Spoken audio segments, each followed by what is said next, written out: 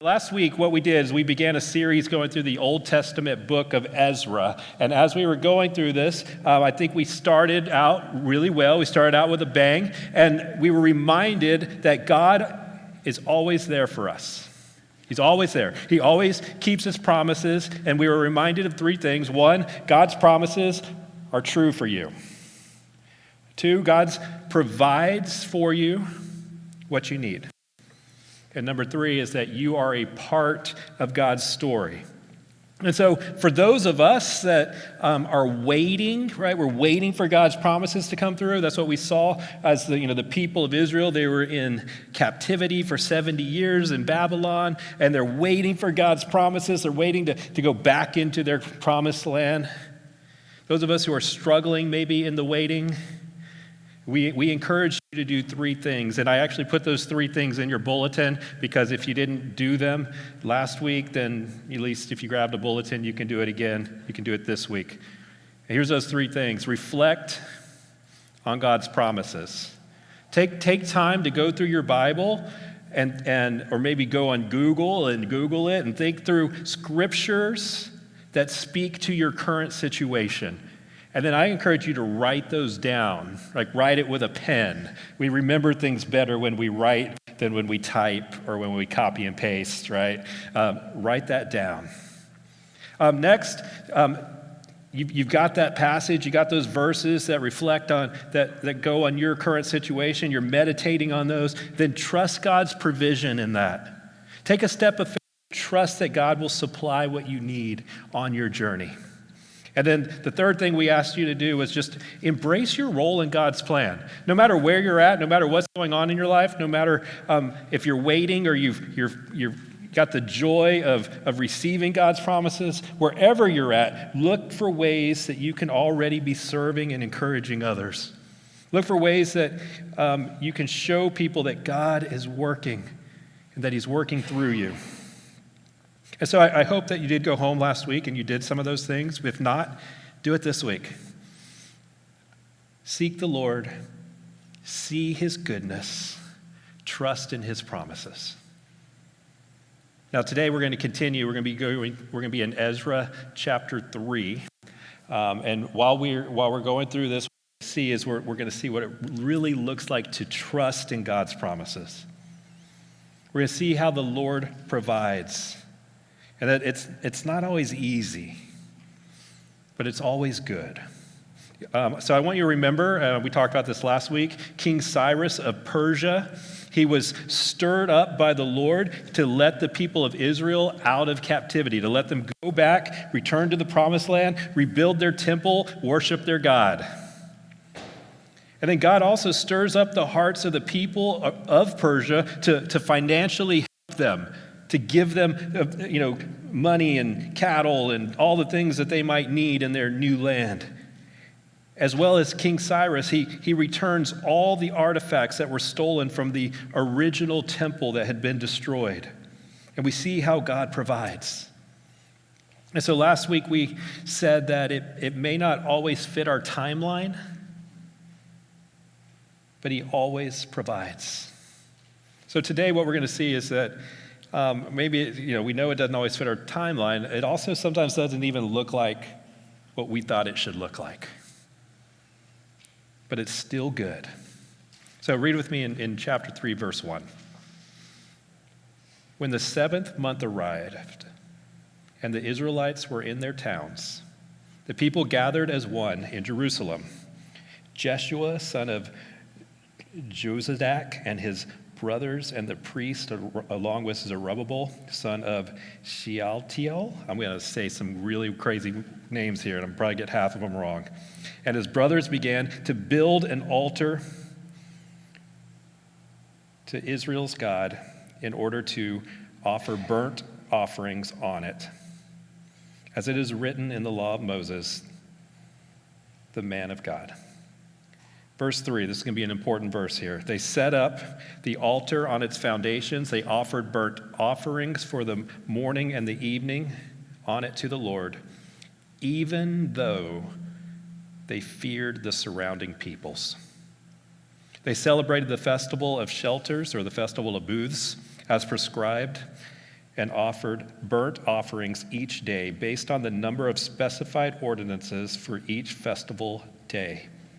After that, they offered the regular burnt offerings and the offerings for the beginning of each month and all the Lord's appointed holy occasions, as well as free will offerings brought to the Lord. On the first day of the 7th month, they began to offer burnt offerings to the Lord, even though the foundation of the Lord's temple had not yet been laid. They gave money to the stonecutters and the artisans. They gave food and drink and oil to the people of Sidon and Tyre, so that they would bring cedar wood from Lebanon to Joppa by sea, according to the authorization given to them by King Cyrus of Persia. All right, here's our backdrop. So the people have left captivity. They've gone and they've settled into their own regions, the areas that they are going to live, their towns. And now they're going to make their way in the 7th month. They're going to make their way to Jerusalem. So they're all living in their areas, and they're going to make their way to Jerusalem. They're going to leave their homesteads. They just got there. They're going to leave their homesteads to go worship the Lord and to celebrate his goodness. Now, the 7th month, okay, it doesn't mean much to us, but the 7th month was probably the most sacred month on Israel's calendar. The first day of the 7th month was a solemn day of rest, and they would proclaim it by the blast of trumpets. The 10th day of the 7th month is the Day of Atonement.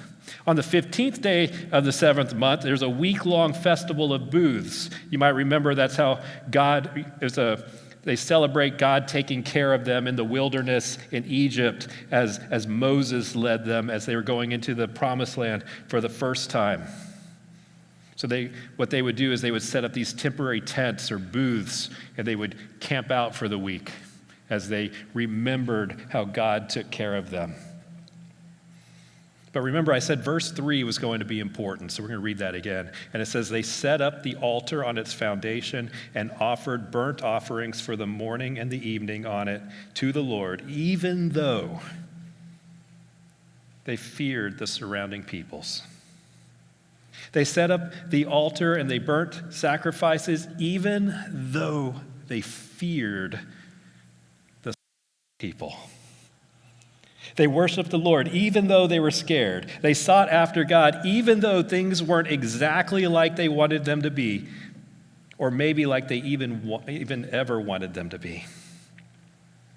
And here's some fears that Israel may have had, right? At this point, they're small in number. They used to be much larger, but through attrition and everything, after being in captivity, they're smaller in number. Now would have been a great time for the surrounding nations and the surrounding people to take them out, okay? They're smaller in number, they're all in one place. Attack, take them out, you got it. But they're going to worship the Lord even though they fear the surrounding people. Or, remember, they just got there, they just set up their homes, they just set up their homesteads, they set everything up, and now they are leaving and they're going to Jerusalem for what seems like the entire month, okay? And not to mention the travel time to get there and back. And so here they are, they leave their homes to go to Jerusalem, and now is the perfect time for all the surrounding nations and surrounding cultures and those that are still living in Canaan, because remember, God said he's not going to drive them all out at once. So it's the perfect time for them to come in and just ransack their empty homes. Right? And so, again, the passage says they set up the altar on its foundation. They offered burnt sacrifices and offerings in the morning and the evening, even though they feared the surrounding people. They had every reason to fear the surrounding people. They had every reason, maybe, hey, I'm just going to stay home and protect my stuff. Or, hey, we need to be on lookout. But no, we're going to worship the Lord, even though I fear what's going on. It was all of this. They worship the Lord. They don't let their fear stop them doing what God has called them to do. They trust that God had a plan for them. They trust that God had what's best for them, even though it was scary. They trust what God has called us to do. Guys, fear has a way of paralyzing us. You ever just been so scared you just don't know what to do, right? Just kind of stops you in your tracks a little bit. And you're just like, well, if I do this, that seems wrong. And if I do this, that seems wrong. If I do this, that seems wrong. If I do this, that seems too scary. And you're just paralyzed by fear. As a way of just kind of whispering to you, hey, just stay back. Stay safe. Don't take that risk. But Ezra shows us a bold response to fear as worship. The Israelites they're surrounded by hostile enemies, but they choose to rebuild the altar. They choose to sacrifice to their God. They choose worship. And their worship was an act of trust. Their worship was an act of courage.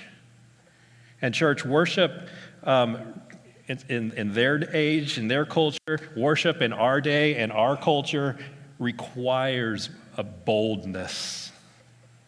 The Israelites had just returned from exile, a time marked with suffering, a time marked with humiliation, and now they're back in their homeland and they face opposition from hostile neighbors who don't want them to rebuild their lives. They don't want them to worship the God of Israel. Yet instead of retreating in fear, they make a bold decision. They set up their altar, they set up its foundations, and they restore worship. By rebuilding their altar, and by offering their sacrifices, the Israelites were making a public declaration. They're saying, hey, we are God's people, and we will worship him, no matter what. And so their decision, right, it's spiritual, but it's not just spiritual, it's risky. Setting up the altar in the open, right? They don't have a temple yet. They haven't even laid its foundations yet. They're just setting up their altar in the open. It exposes them to potential attacks, yet they prioritized God over their safety.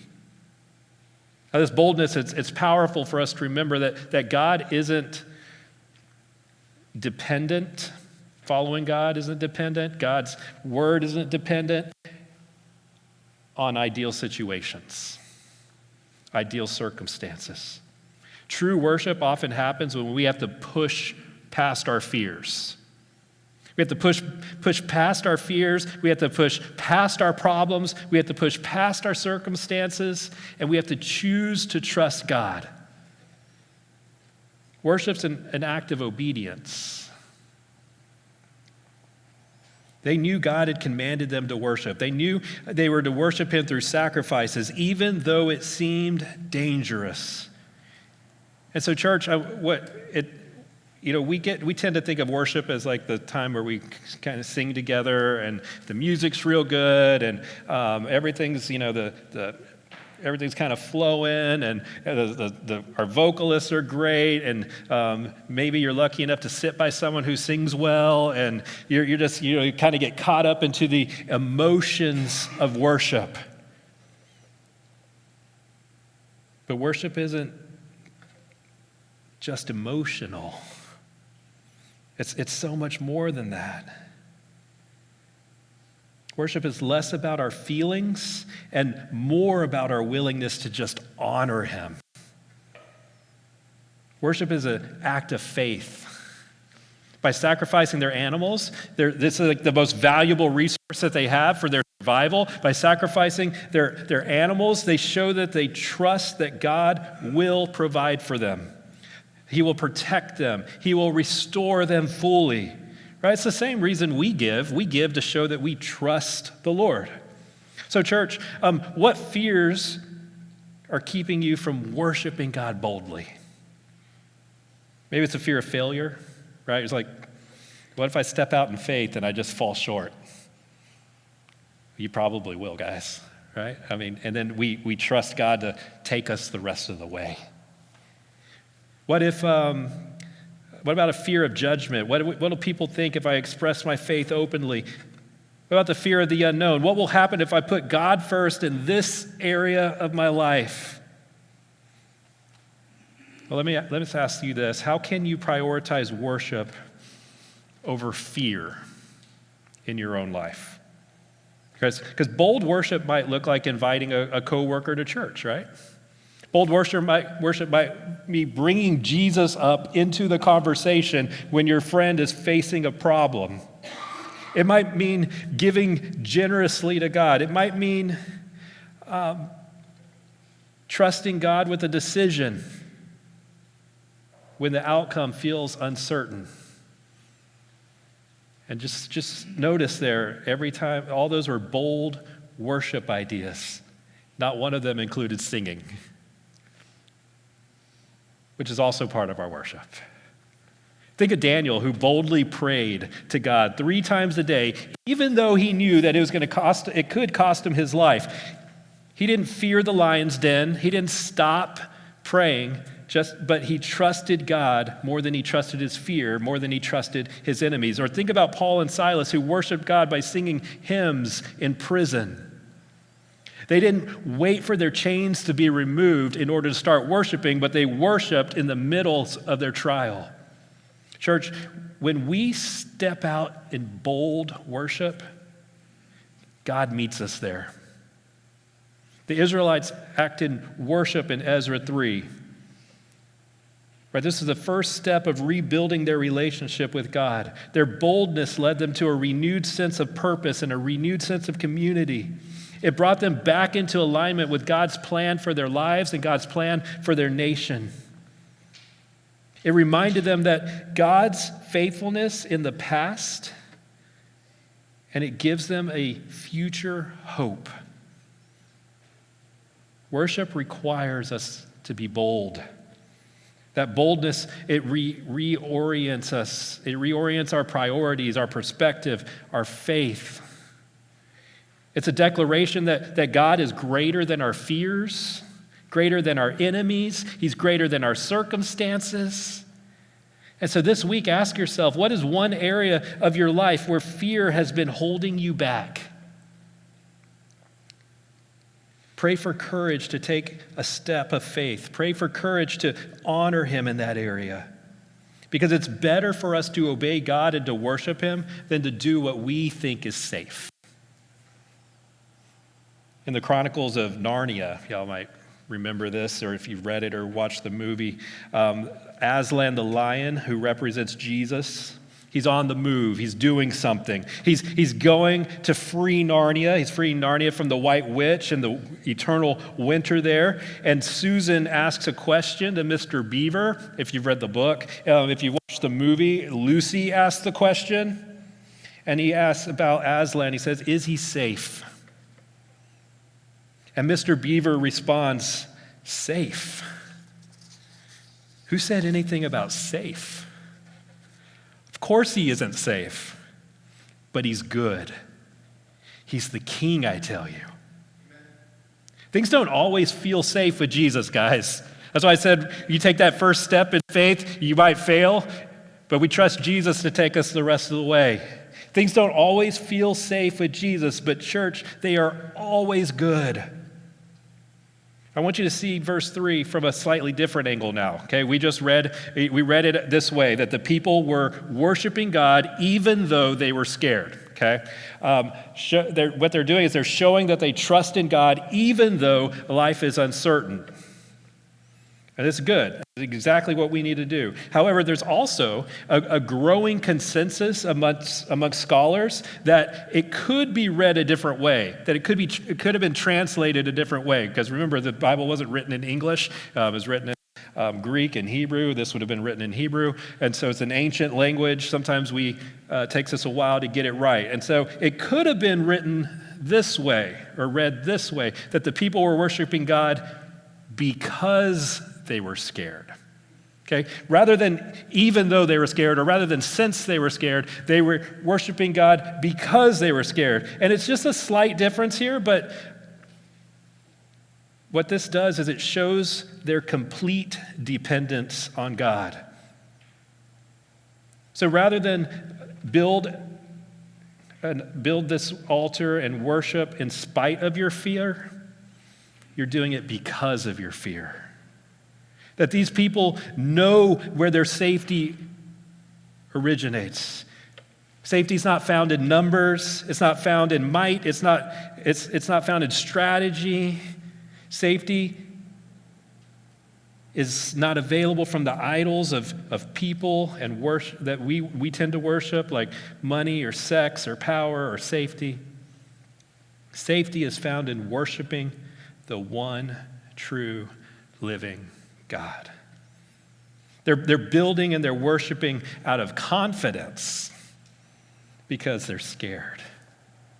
They're scared of the surrounding people, but they're confident that God will provide for them in their obedience.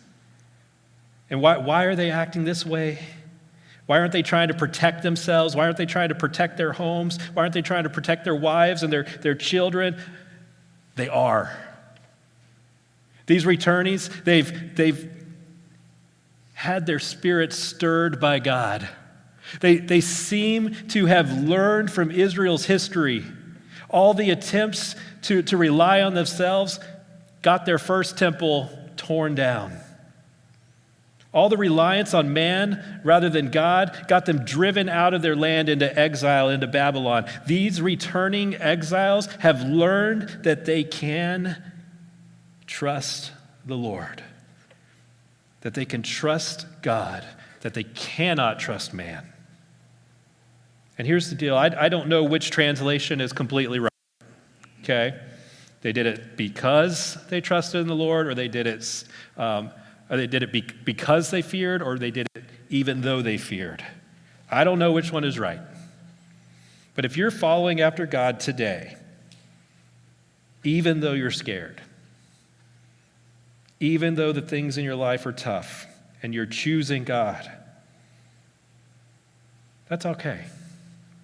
If you're trusting in the Lord today because of everything else, that's good too.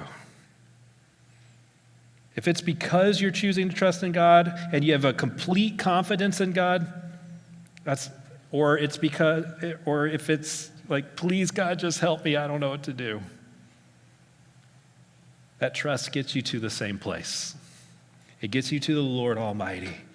And so I encourage you to trust in the Lord. Remember his promise in Proverbs 3. Trust in the Lord with all your heart. Do not rely on your own understanding. In all your ways, know him, and he will make your paths straight. Don't be wise in your own eyes. Fear the Lord and turn away from evil. This will be healing for your body and strengthening for your bones. Honor the Lord with your possessions and with the first produce of your entire harvest. Then your barns will be completely filled and your vats will overflow with new wine. Church, God takes care of those who trust him. We seek him, those that obey him. But let's continue reading in Ezra chapter 3, verse 8. In the second month of the second year after they arrived at God's house in Jerusalem, okay, so some time has passed now. This is after all the worship and after all that. It's probably maybe about 6 months is what my count gave me. Zerubbabel, Jeshua, and the rest of their brothers, including the priests and the Levites and all who had returned to Jerusalem from captivity, began to build. They appointed the Levites who were 20 years old or more to supervise the work on the Lord's house. Jeshua with his sons and brothers, Kadmiel with his sons, and the sons of Judah, and Henadad with their sons and brothers, the Levites joined together to supervise those who were working on the house of God. When the builders had laid the foundation of the Lord's temple, the priests dressed in their robes and holding trumpets, and the Levites descended from Asaph holding cymbals, took their positions to praise the Lord as King David of Israel had instructed. They sang with praise and thanksgiving to the Lord, for he is good. His faithful love to Israel endures forever. Then all the people gave a great shout of praise to the Lord because the foundation of the Lord's house had been laid. Okay, so they've set up the altar. Now they've got the foundations laid. They're ready to build the temple. Everyone is excited. They got the music going, so the band's going. They're singing. They're praising the Lord. Everyone is excited. But not everybody. Verse 12. But many of the older priests, Levites, and family heads who had seen the first temple, okay, so these are people who probably would have been in their 90s or more, okay, 90s to 120 range. People who had seen the first temple, people who were taken into exile, lived the entire 70 years, and now they're back. People who had seen the first temple, they wept loudly when they saw the foundation of the temple. But many others shouted joyfully. The people could not distinguish the sound of joyful shouting and that of weeping, because the people were shouting so loudly and the sound was heard far away. And so as we close today, we're going to see the work of the actual temple being started. We see a foundation is laid. We see the people celebrate, most of them anyway. And in the midst of all this fulfillment, in the midst of the Lord working, in the midst of this celebration of everything that God is doing, we encounter an unexpected disappointment. Many of the older priests and Levites and family leaders who had seen the first temple wept loudly. What a letdown, right? Like God's providing. He's provided everything you need. The king of Persia, Cyrus, says, here, take all your stuff back. The people are like, here's gold and silver and animals and stuff. And everybody's giving you stuff. And you got the people of Tyre and Sidon making sure you got all the cedar you need to build everything. None of this is coming out of your own pocket, okay? Like, anybody ever get everything you need ever for free, right? It's exciting, okay? And so here they are, they're getting everything. The Lord's providing it. It's providing. And we got some of them that are weeping and crying and they're a little upset. Kind of like whenever they were in the wilderness for 40 years and God's providing them with food.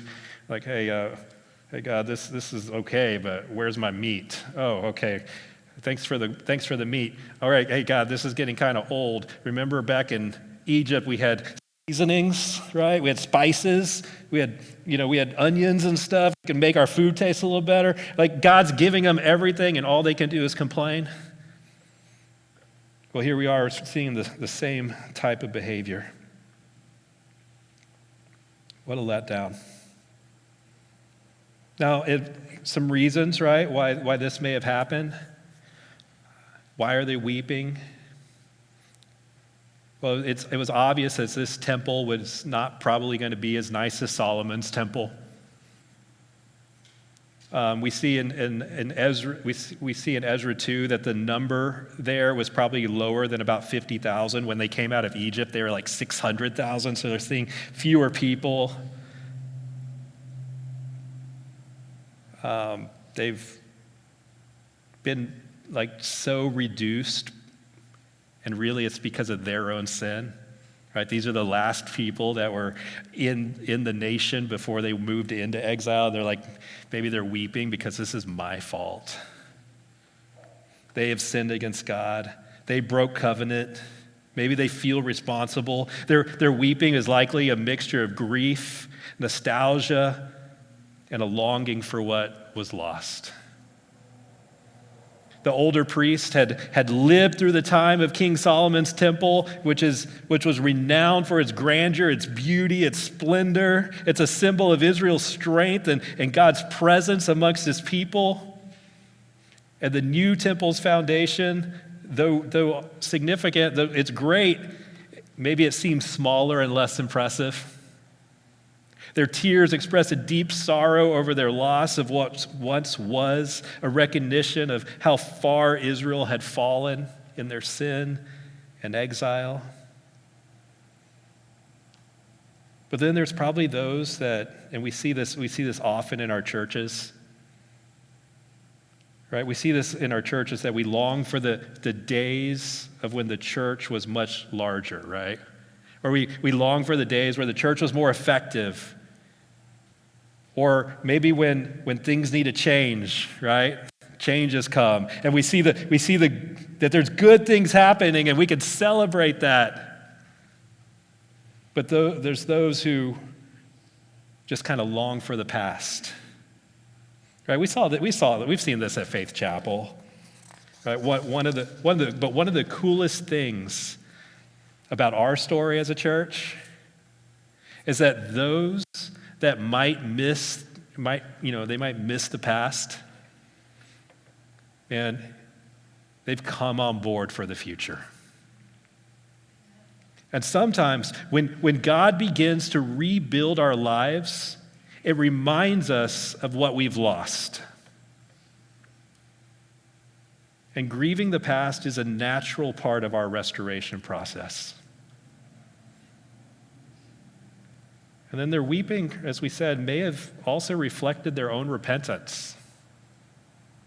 The destruction of the first temple was the result of Israel's disobedience to the Lord. Seeing the new foundation laid may have stirred up this deep awareness of the consequences of their rebellion and the mercy of the Lord in allowing them to return. Church, true restoration often begins with our repentance. The older priests may have been overwhelmed by God's faithfulness despite their failures. So, church, here's what I ask: that we would trust God in all your circumstances, all your fears, all your anxieties. It's not always easy, and it's not always safe, but it is always good. So this week, you'll see a challenge in your bulletin. So if you didn't do last week's challenge, then maybe you have 2 challenges, right? So you're going to see a challenge in your bulletin at the bottom is this. Ask yourself, what is one area of my life where fear has been holding me back from worshiping God boldly? And then pray for courage to take a step of faith and honor him in that area.